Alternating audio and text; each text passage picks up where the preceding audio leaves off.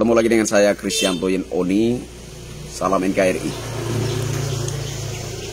Saudara-saudaraku sebangsa setanah air, kali ini saya kepengen memberikan dukungan moral terhadap para kiai ulama Nusantara. Nah, ini terkait pengujian nasab para habaib, ya. Kenapa saya harus memberi dukungan moral terhadap para kiai ulama Nusantara? Karena sejujurnya ini kita bukan bicara agama, ya, tapi kita bicara tentang nasab. Nah, saya harus mendukung para kiai ulama Nusantara karena ini penting menurut saya untuk keberlanjutan generasi penerus bangsa Indonesia. Karena kita tahu bahwa bangsa kita telah merdeka begitu.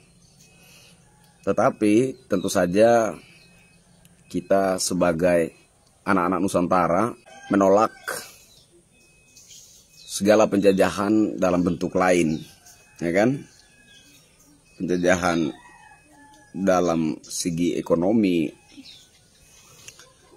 penjajahan dalam segi psikis, ya kan? Nah, kalau bicara tentang kontroversi nasab para habaib ini, menurut saya bisa masuk dalam kategori penjajahan psikis. Jadi seperti orang-orang Nusantara itu digiring untuk percaya kepada sesuatu yang tidak nyata, yang tidak real begitu. Nah, dan saya pikir itu relevan sekali dengan kiprah dari, mungkin nggak semuanya, tetapi ada beberapa habaib yang fenomenal, ya kan? Ya, relevan dengan kiprah mereka. Ada pengajaran-pengajaran yang saya pikir kita tidak membutuhkan pengamat terkenal untuk mengkonfirmasi adanya keanehan dan kejanggalan-kejanggalan, ya kan? Yang saya pikir tidak berlebihan kalau saya menganggap itu adalah hasil daripada halusinasi, gitu ya. Jadi saya mendukung para kiai ulama Nusantara dalam hal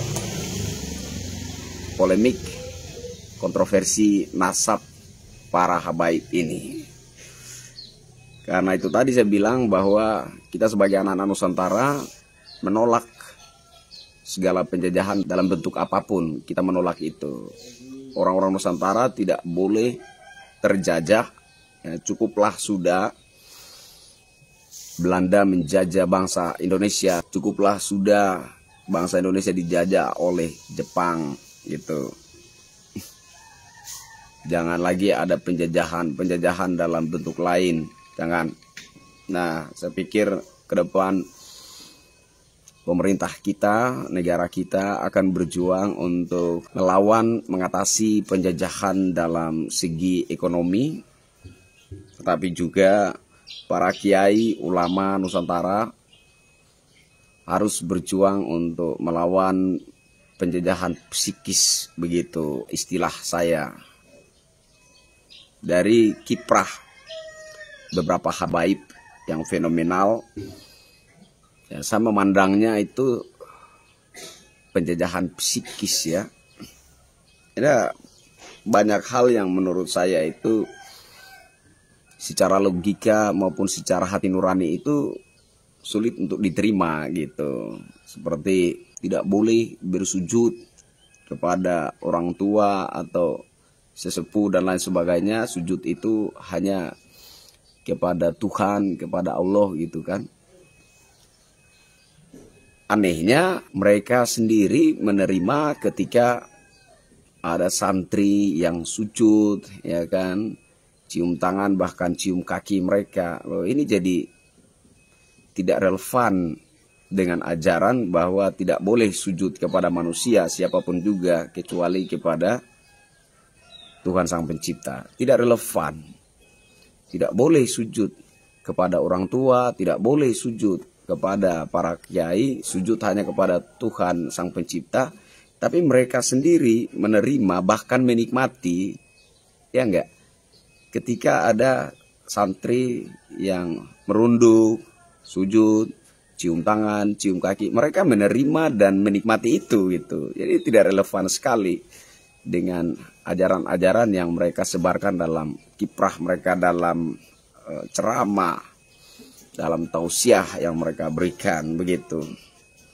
Nah, saya berharap agar polemik ini segera berakhir gitu ya, segera disudahi.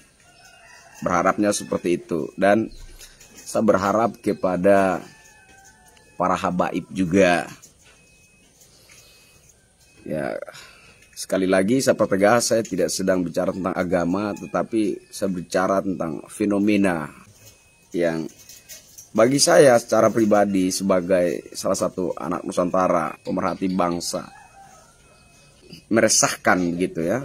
Saya merasa resah dengan fenomena ini begitu. Ya.